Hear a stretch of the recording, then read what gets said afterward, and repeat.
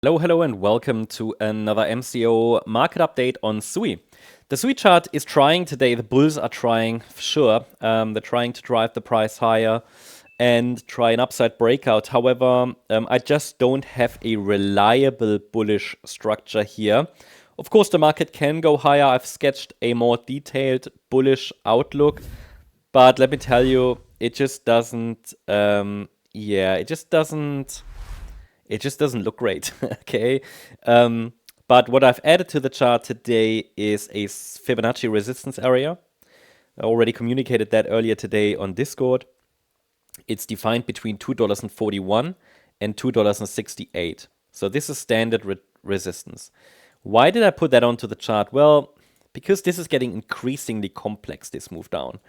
There are many options here. This just doesn't give me a lot of clarity. It's not clearly bullish because the move up is clearly only a three-wave move, right?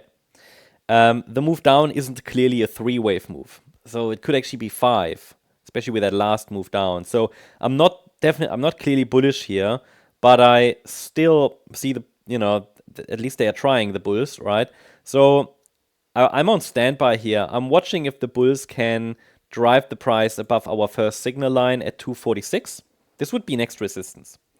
Any break above it would open the door to the further, to test the additional Fibonacci resistance levels. And you'll see that the bulls are struggling. I mean, they try to drive the price higher, but already are struggling and facing resistance in this standard Fibonacci resistance zone and just below the previous swing high at 245, 246. So the price is still holding below the previous high, and also could not yet break above the other Fibonacci levels. So the first step is break above 245, 246.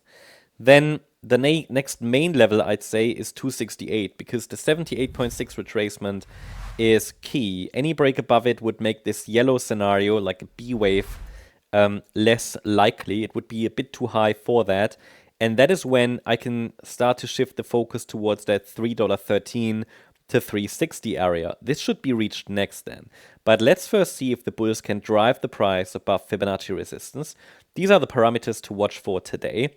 Any break above, as I said, will reduce at least the immediate risk for another low, which could take the price to 186. And will open the door to a test of that 313 to 360 area. And this would be in the white scenario, potentially an A, B, C structure. 313 to 360. So we're watching this area, yeah. And in this Fibonacci zone above, from here, the price could give us a pullback from there. And if that pullback is corrective, it will be another setup for higher prices. You know what the problem is with this? If the price really goes up from here, then it would have to turn into something like a diagonal pattern. So it's not easy to track or trade. This is clearly only a three-wave move up, but that does not rule out further rising prices. It just means probabilities aren't going to be very clear. Should I see a first five-wave move up from the low?